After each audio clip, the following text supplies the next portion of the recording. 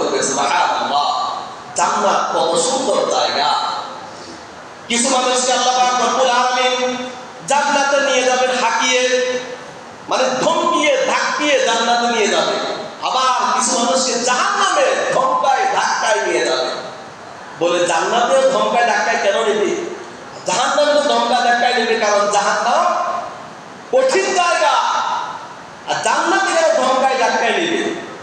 জান্নাতে যখন আপনাকে আমাকে আল্লাহ পাক রব্বুল আলামিন ঘোষণা দিয়ে দেবে যে অমুক ব্যক্তিকে জান্নাত দিয়ে দাও, আব্দুর রহমান জান্নাতি, আব্দুর রহমানকে জান্নাতে নিয়ে যাও, আব্দুল করিম জান্নাতি, আব্দুল করিমকে জান্নাতে নিয়ে যাও। এই কথা বলার সঙ্গে সঙ্গে আমরা যখন জান্নাতের দিকে রওনা দেব, তখন যখন একটা পরিবেশ সুন্দর, জান্নাতে যাওয়ার আগে একটা পরিবেশ থাকবে সুন্দর, ওইটা দেখেই, পরিবেশ দেখে, সৌন্দর্য দেখে বান্দা আব্দুল করিম ওখানে বসে যাবে, বলবে এটাই আমার জন্য আলহামদুলিল্লাহ। আল্লাহ পাক রব্বুল আলামিনের হুকুমে ফেরেশতারা বলবে এটা তোমার জান্নাত না, তোমার জান্নাত আর সামনে। সে যেতে চাইবে না, তাকে বলবে সামনে। এবার সামনে নিয়ে যাওয়া হবে। সামনে নিয়ে যাওয়ার পর আবার যখন আরো ভালো পরিবেশ সুন্দর, সে বলবে এটা আমার জান্নাত, এখানে সে বসে যাবে, বলবে না না এটা তোমার জান্নাত না, তোমার জান্নাত আরো সামনে, আরো সুন্দর পরিবেশ। এইভাবে করে করে আপনাকে আমাকে জান্নাতে নিয়ে যাবে। আমরা তো বসে যাবো, আমরা যেতে চাইবো না, আমাদেরকে বলবো আরো সুন্দর সুসজ্জিত তোমার জন্য সামনে অপেক্ষা করতেছে। যেরকম ভাবে যদি কোনো দোলা বিবাহ করতে যায়, সর্বপ্রথম গেটের মধ্যে তার জন্য মিষ্টি শরবতের আয়োজন করে কি করে না? এখন যদি দোলা বলে মনে হয় এটাই শেষ খানা, সামনে আর কোনো খানা নাই, আসলে সামনের থেকে ভালো খানা আছে না? সামনের থেকে আরো ভালো খানা, কোরমা, পোলাও, বিরিয়ানি, ঠিক না বেটি? এখন দুলা যদি মনে করে আমার এটাই শেষ খানা, আমি সামনে আর যাবো না, আমাকে এখান থেকে, এখন না, সামনেই আসলে কি ভালো খানা। ঠিক ওরকম আল্লাহ পাক রব্বুল আলামিন আমাদেরকে যখন জান্নাত দেবে, আমরা যখন জান্নাতের খবর পাবো, সঙ্গে সঙ্গে আমাদেরকে ফেরেশতারা জান্নাতের দিকে নিয়ে যাবেন।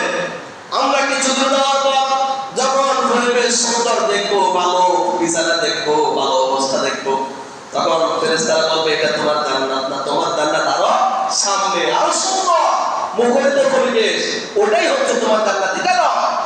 এইভাবে করে আমাদেরকে জান্নাতে নিয়ে যাবে। এরপর আবার জাহান্নামের কিছু মানুষকে ধাক্কায়া ধাক্কায়া নিয়ে যাবে। জাহান্নামে যখন আপনার জাহান্নাম আপনার জন্য ওয়াজিব হয়ে যাবে, আপনাকে আমাকে যখন জাহান্নামের দিকে নিবে, আল্লাহ আমাদেরকে জান্নাত দান করুন, সবাই বলি আমিন। আমরা কি জাহান্নামে যেতে চাই? আমাদেরকে আল্লাহ জাহান্নাম দেবেও না। কেন দেবে না? আল্লাহ পাক রব্বুল আলামিন নিজেই বলেছেন, তোমার গুনাহ যদি হয় সাগরের ফেনা সমতুল্য, আল্লাহর রহমত আসমান সমতুল্য, সুবহানাল্লাহ। তোমার গুনাহ যদি হয় পুকুরের পানির সমতুল্য, আল্লাহর রহমত সাগরের পানির সমতুল্য। পুকুরের পানি কতটুকু, আমাদের গুনাহ কতটুকু, আল্লাহর রহমত তার থেকে অসীম। কারণ দুনিয়াতে আল্লাহ পাক রব্বুল আলামিন এক ভাগ মায়া দয়া আমাদেরকে দিয়েছেন। কয় ভাগ? এক ভাগ। এই এক ভাগ মায়া দয়াকে আল্লাহ পাক রব্বুল আলামিন 18,000 মাখলুকাতের মধ্যে ভাগ করে দিয়েছে। সুবহানাল্লাহ। এই এক ভাগ মায়া জন্য মানুষ থাক, কুকুরের জন্য তো কত মায়া, ঠিক না ঠিক? একটা কুকুরের বাচ্চা যদি অসময়ের মধ্যে পড়ে যায়, সেই তার বাচ্চাটা বাঁচানোর জন্য যত রকমের চেষ্টা করে কি করে না? করে।